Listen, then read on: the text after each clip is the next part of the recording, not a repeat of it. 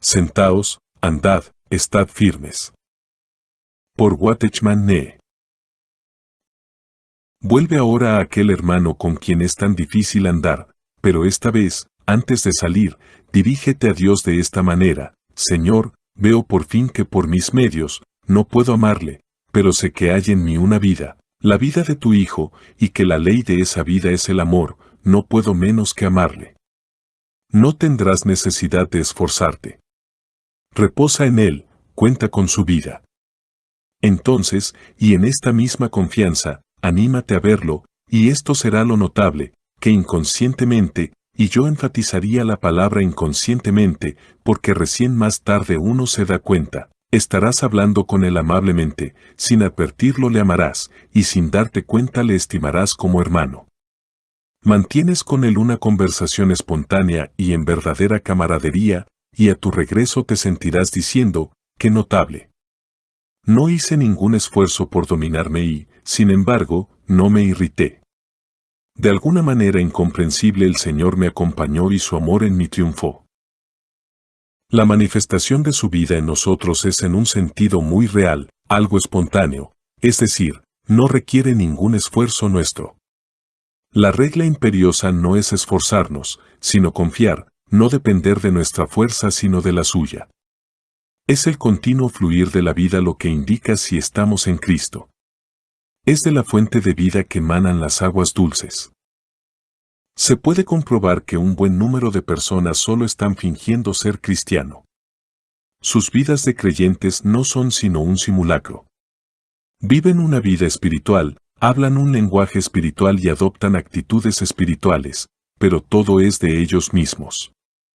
Ese mismo esfuerzo que hacen por ser, debe indicarles que algo está mal. Con gran esfuerzo se abstienen de hacer tal cosa, de decir esto, de comer aquello, y, cuán penoso resulta, es como cuando nosotros los chinos intentamos hablar un idioma extranjero. Por mucho que nos esforcemos, no fluye espontáneamente, tenemos que obligarnos a hablar de aquella manera. Pero hablar el idioma propio, nada más fácil. Aun cuando nos olvidamos lo que estamos haciendo, lo seguimos hablando. Fluye. Nos viene con perfecta naturalidad, y esa espontaneidad hace saber a todos lo que somos. Ahora, nuestra vida es la vida de Cristo, manifestada en nosotros por el Espíritu Santo mismo, y la ley de esa vida es espontánea. Tan pronto como comprendamos esta verdad cesaremos de esforzarnos y abandonaremos toda simulación. Nada hay más mortífero para la vida del creyente que querer aparentar.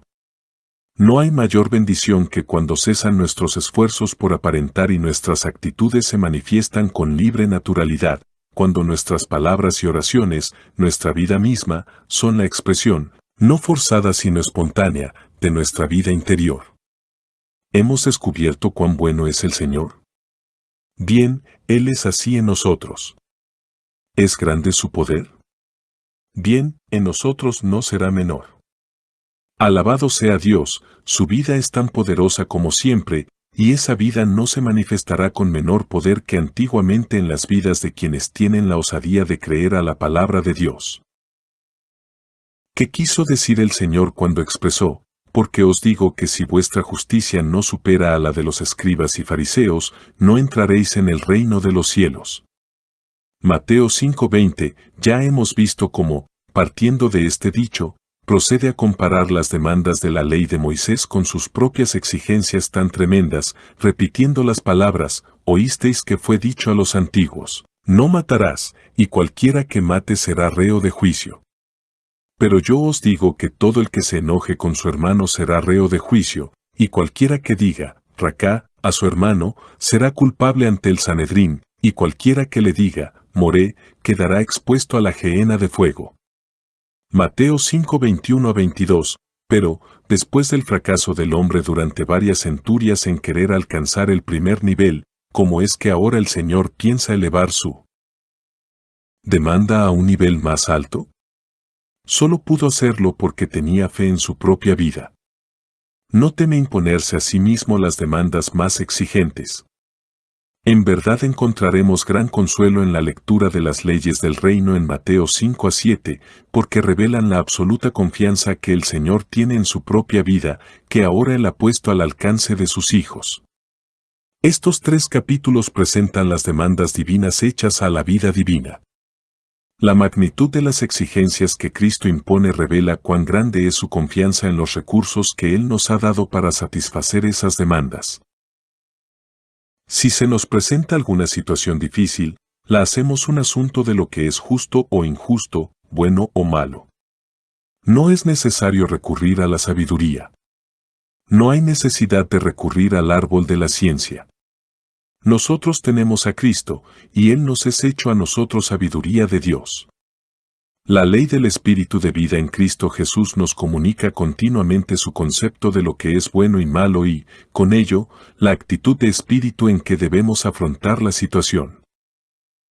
Siempre se nos irán presentando cosas que herirán nuestra sensibilidad cristiana en cuanto a lo que es justo y que pondrán a prueba nuestras reacciones.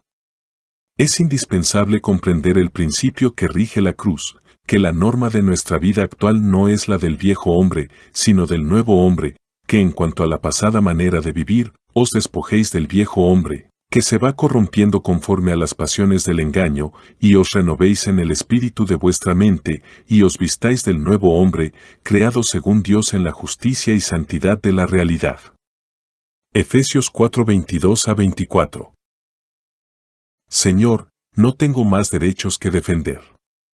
Todo lo que tengo es por tu gracia, y todo está en ti. Recuerdo de una anciana japonesa, creyente, en cuya casa entró una vez un ladrón. En su fe tan sencilla y práctica en el Señor, preparó para el ladrón la comida y luego le ofreció las llaves. Este quedó muy avergonzado por esta acción tan bondadosa, y Dios le habló. Por el testimonio de ella, hoy es hermano en Cristo. Muchos creyentes conocen bien la doctrina, pero viven vidas que la contradicen completamente. Están al tanto del contenido de los capítulos 1 a 3 de Efesios, pero no practican lo que está en los capítulos 4 a 6. Mejor sería no tener la doctrina que vivir una contradicción. ¿Ha dado Dios algún mandamiento? Reposa sobre él para obtener los recursos necesarios para satisfacer el mandamiento. Quiere el Señor enseñarnos que la norma de la vida cristiana es de extendernos mucho más allá de lo que es nuestro mero deber, a fin de que hagamos lo que le agrada a Él. Prudentes, aprovechando bien el tiempo. Queda algo que añadir a lo ya dicho en lo que respecta al andar del creyente. La palabra andar contiene, como veremos, algo más de lo que ya hemos dicho. Ciertamente indica conducta o comportamiento, pero también da la idea de avance. Andar significa seguir adelante, y nuestro deseo es considerar brevemente este asunto de nuestro progreso hacia el blanco. Mirad, pues, atentamente cómo andéis, no como necios sino como sabios, redimiendo el tiempo, porque los días son malos. Por tanto, no seáis insensatos, sino entended cuál es la voluntad del Señor. Efesios 5:15 a 17. Se observará que en los versos que acabamos de citar existe una relación entre la idea de aprovechar bien el tiempo y la diferencia entre sabiduría y necedad. Mirad, con diligencia, como andéis, aprovechando bien el tiempo. No seáis insensatos.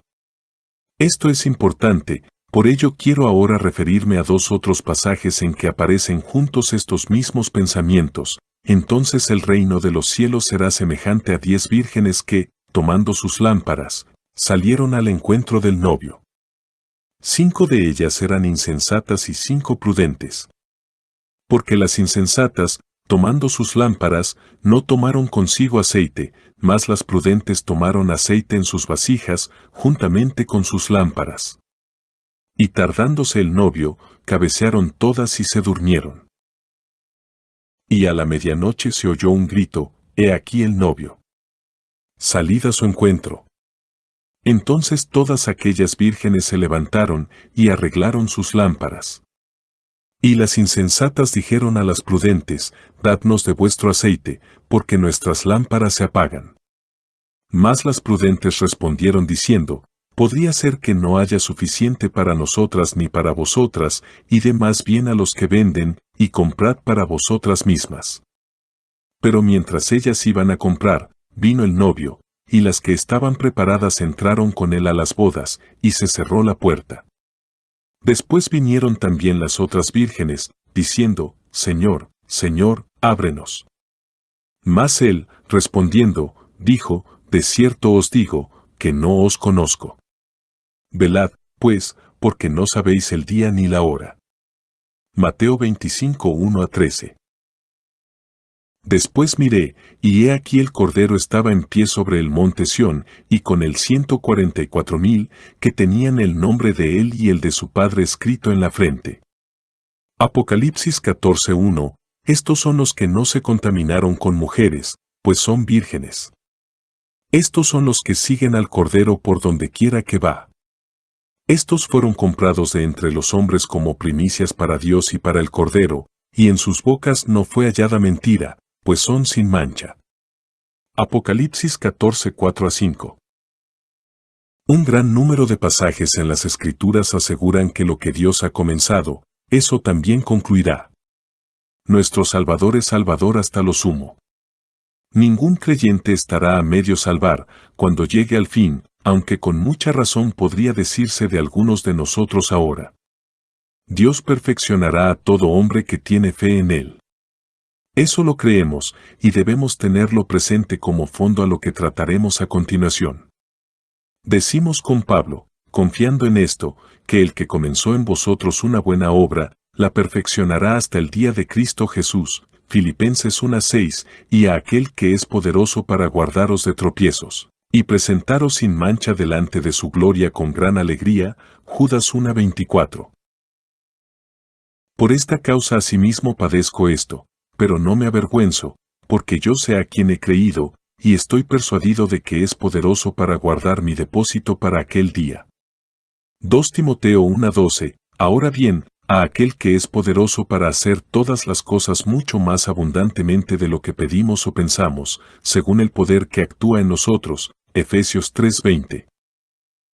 Sin embargo, al considerar el aspecto subjetivo, la aplicación de todo esto en nuestras vidas aquí y ahora, en este mundo, nos encontramos con la cuestión de cuándo será esto.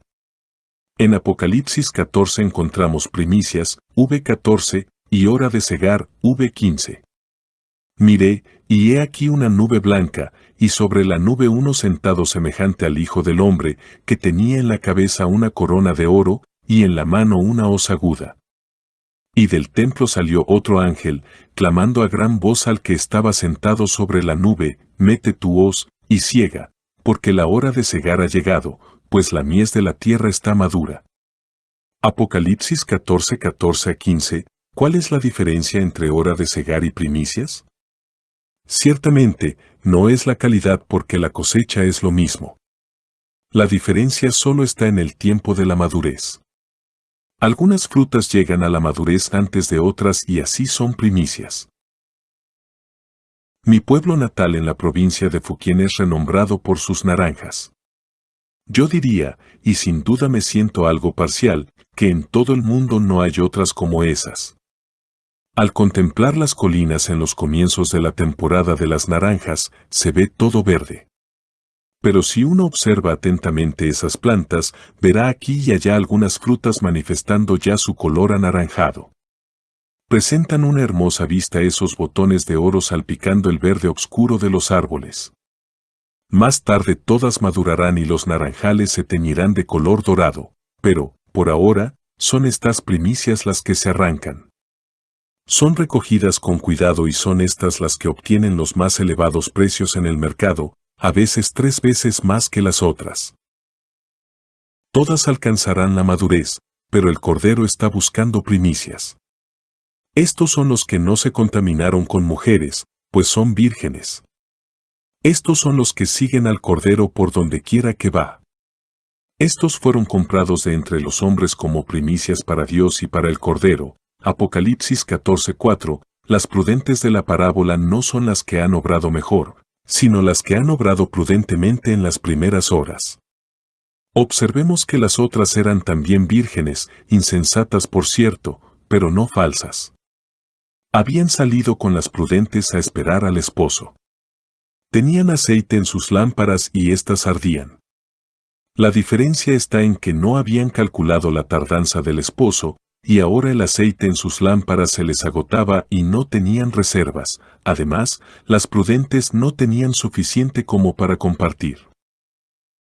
Algunas personas tienen dificultad en este punto con las palabras del Señor cuando dijo a las insensatas, no os conozco. ¿Cómo podría él decir esto de ellas si representan sus hijas verdaderas, desposadas?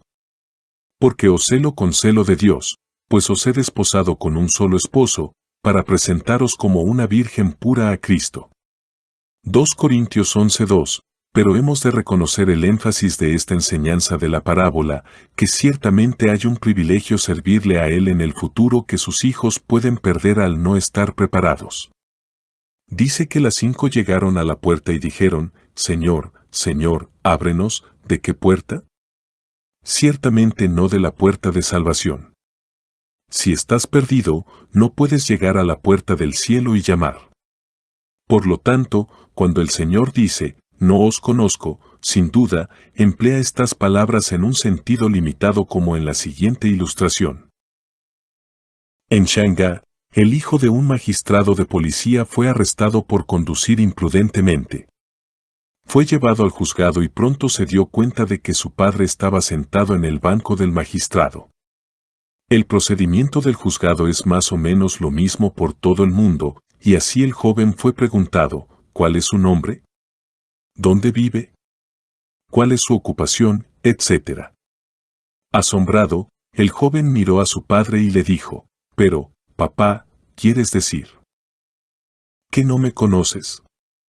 Dando golpe en la mesa, el padre le respondió firmemente, joven, no le conozco. ¿Cuál es su nombre? ¿Dónde vive? Por supuesto, no quería decir que realmente no le conocía. En casa le conocía muy bien, pero en este lugar y en este momento no le conocía. Aunque todavía era hijo de su padre, el joven tenía que continuar con el procedimiento del juzgado y pagar su multa. Sí, en verdad todas las vírgenes tenían aceite en sus lámparas. Lo que distingue a las insensatas es el hecho de que no tenían reservas en sus vasos. Porque las insensatas, tomando sus lámparas, no tomaron consigo aceite, mas las prudentes tomaron aceite en sus vasijas, juntamente con sus lámparas. Mateo 25:3-4, como verdaderos creyentes, tienen vida en Cristo y, por consiguiente, mantienen un testimonio ante los hombres, pero no es el suyo un testimonio constante porque apenas se mantiene de un momento a otro. Tienen el Espíritu, pero no están, si así pudiera decirse, llenos del Espíritu. En la hora de crisis se ven obligados a salir a comprar más aceite.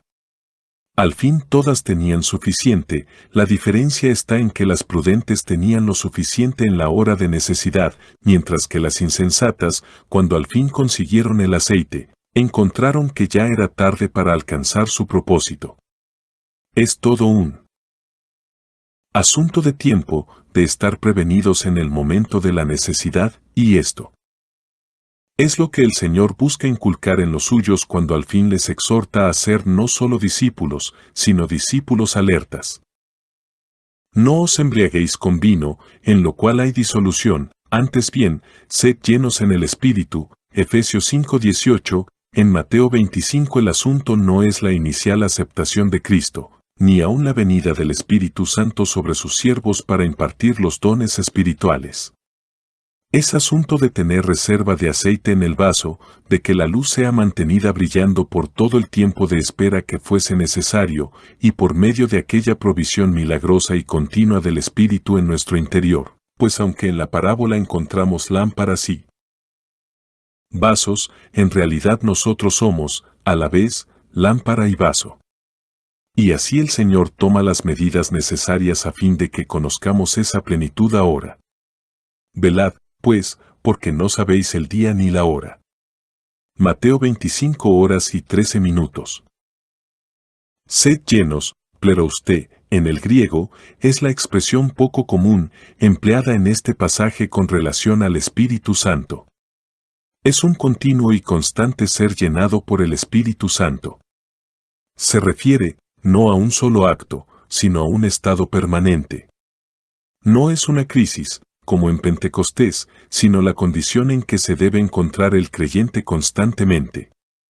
Además, no es algo exterior, sino interior, no es asunto de dones espirituales y manifestaciones exteriores, sino de la presencia personal y actividad del Espíritu Santo en nuestros espíritus, asegurando que la luz de las lámparas arda sin menguar, aun pasada la medianoche si fuese necesario. Más aún, no es del todo un asunto personal. Según nos aclara el verso siguiente, hablando unos a otros con salmos, con himnos y cánticos espirituales, cantando y salmodiando al Señor en vuestros corazones, Efesios 5:19, es algo que compartimos con los demás creyentes en una dependencia mutua. Porque el significado de ser llenos del Espíritu, si lo analizamos bien, no solo incluye cantando y alabando al Señor en vuestros corazones, sino hablando entre vosotros con salmos, con himnos y canciones espirituales. Para algunos sería muy fácil cantar solos, pero es distinto tener que cantar a compás y en armonía en un coro, cuarteto o aún en un dúo. Sin embargo, este mensaje de la unidad del Espíritu está bien establecido en la médula de la segunda parte de Efesios. Diligentes en guardar la unidad del Espíritu en el vínculo de la paz, Efesios 4:3, sino que asidos a la verdad en amor, crezcamos en todo asterisco en aquel que es la cabeza, Cristo, de quien todo el cuerpo, bien unido y entrelazado por todas las coyunturas del rico suministro y por la función de cada miembro en su medida, causa el crecimiento del cuerpo para la edificación de sí mismo en amor. Efesios 4:15-16, el ser llenos del Espíritu tiene por finalidad que podamos cantar unidos un nuevo canto ante el trono. Y cantan un cántico nuevo delante del trono, y delante de los 4 seres vivientes, y de los ancianos, y nadie podía aprender el cántico sino aquellos 144,000 que fueron comprados de la tierra. Apocalipsis 14:3. Para no apartarnos de nuestro objetivo, repetiré que la necedad o la sabiduría dependen de esto. Si eres sabio buscarás conocer esta plenitud inmediatamente, pero si necio, lo postergarás para otra fecha. Algunos somos padres y tenemos hijos. ¿Cuánto difieren nuestros hijos en su temperamento? Uno obedece inmediatamente, otro piensa que con demorar un poco evitará la necesidad de obedecer. Si esto es el caso y eres bastante débil para dejarle escapar, entonces el que demora un poco es realmente el sabio porque sucede en no hacer nada. Pero si tu palabra es firme, si tu mandato no puede ser evadido y en último término ha de ser obedecido, entonces más sabio es aquel que obedece enseguida. Tengamos plena certeza acerca de la voluntad de Dios. Si las palabras de Dios pudieran descontarse, procurar escapar de sus implicaciones no sería una necedad, pero como Dios es el Dios inmutable, con una voluntad invariable, sé sabio, aprovecha bien el tiempo. Asegúrate esa provisión constante de aceite en tu lámpara para que seas lleno de toda la plenitud de Dios. Y de conocer el amor de Cristo, que excede a todo conocimiento, para que seáis llenos hasta la medida de toda la plenitud de Dios. Efesios 3:19. La parábola no contesta todas nuestras preguntas. ¿Cómo compraron las insensatas?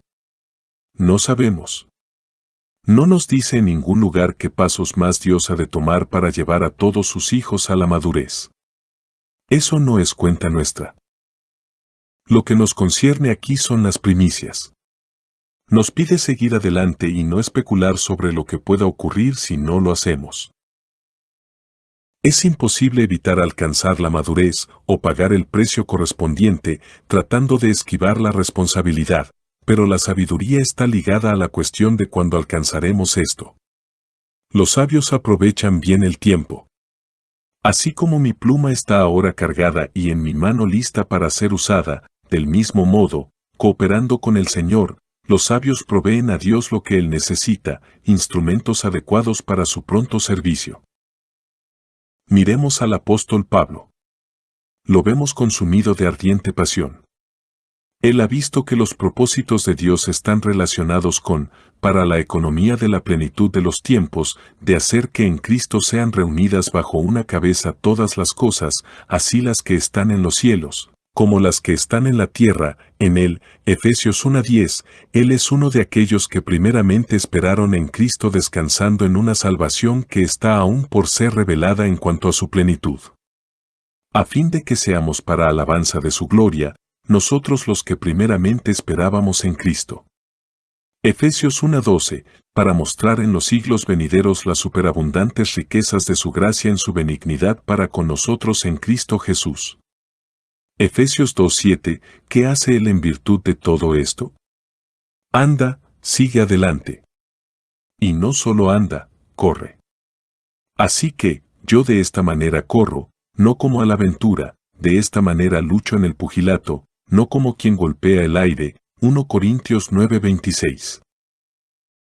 Prosigo a la meta para alcanzar el premio del llamamiento a lo alto, que Dios hace en Cristo Jesús. Filipenses 3:14.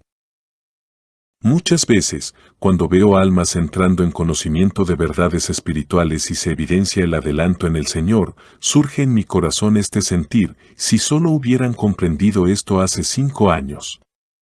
Tan corto es el tiempo aunque estemos progresando. Tan grande es la necesidad de urgencia. Porque, recordemos, no es asunto del beneficio que nosotros podríamos granjearnos, sino de la necesidad que el Señor tiene en esta hora. Su necesidad actual es de instrumentos prontos. ¿Por qué? Porque los días son malos redimiendo el tiempo, porque los días son malos. Efesios 5:16, la situación del pueblo de Dios es desesperante. ¿Qué podamos ver esto? Es posible que el Señor tenga que proceder con nosotros con mucho rigor. Pablo tuvo que decir, soy un abortivo. Había pasado por graves crisis a fin de llegar al punto en que se encontraba y, con todo eso, proseguía. Siempre es un asunto de tiempo. Puede ser que Dios tenga que hacer algo en nosotros rápidamente, comprimiéndolo en un muy breve plazo, pues sin duda, algo Él tiene que hacer.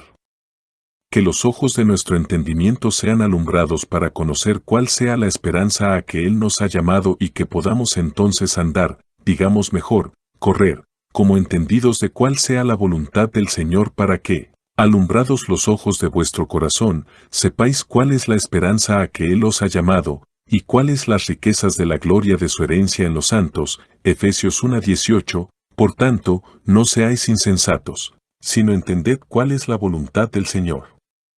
Efesios 5:17, el Señor siempre ha amado las almas arriesgadas.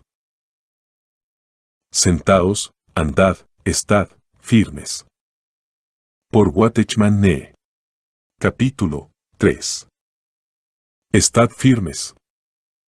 Por lo demás, fortaleceos en el Señor y en el poder de su fuerza. Vestíos de toda la armadura de Dios, para que podáis estar firmes contra las estratagemas del diablo. Porque no tenemos lucha contra sangre y carne, sino contra principados, contra autoridades, contra los gobernadores del mundo de estas tinieblas, contra huestes espirituales de maldad en las regiones celestes. Por tanto, tomad toda la armadura de Dios, para que podáis resistir en el día malo, y habiendo acabado todo, estar firmes. Estad, pues, firmes, ceñidos vuestros lomos con la verdad, y vestidos con la coraza de justicia, y calzados los pies con el firme cimiento del Evangelio de la paz, y sobre todo, habiendo tomado el escudo de la fe, con que podáis apagar todos los dardos de fuego del maligno. Y recibid el yelmo de la salvación y la espada del Espíritu, el cual es la palabra de Dios, con toda oración y petición orando en todo tiempo en el Espíritu, y para ello velando con toda perseverancia y petición por todos los santos, y por mí, a fin de que al abrir mi boca me sea dada palabra para dar a conocer con denuedo el misterio del Evangelio, por el cual soy embajador en cadenas, para que en ello hable con denuedo, como debo hablar. Efesios 6:10-20. La experiencia cristiana tiene sus comienzos en el sentarse que conduce al andar, pero no concluye con estos. Todo creyente tiene que aprender a estar firme. Es necesario saber sentarnos con Cristo en lugares celestiales y andar como es digno de Él en este mundo terrenal, pero también es necesario saber estar firmes ante el enemigo. La lucha es el tema que se nos presenta aquí en la tercera parte de la epístola a los Efesios. Es lo que Pablo describe como la lucha contra huestes espirituales de maldad. Hagamos un breve repaso del orden en que Efesios nos presenta estas verdades: sentaos, andad, estad firmes. Porque ningún creyente puede tener esperanzas de participar en este conflicto de los siglos si antes no ha aprendido a descansar en Cristo y en lo que Él ha hecho, y luego, por el poder del Espíritu obrando en su corazón, le ha seguido en una vida práctica, santa en esta tierra. Si se muestra deficiente en cualquiera de estas fases, de nada valdrá en la lucha, y aún es posible que nada sabrá de ella, porque Satanás puede hacer caso omiso de él. Asamblea en Santo Domingo Este. Escrito por el hermano Watchman Nee en el año 1951. Para más información comuníquese con este número de WhatsApp: 1-829-747-1995.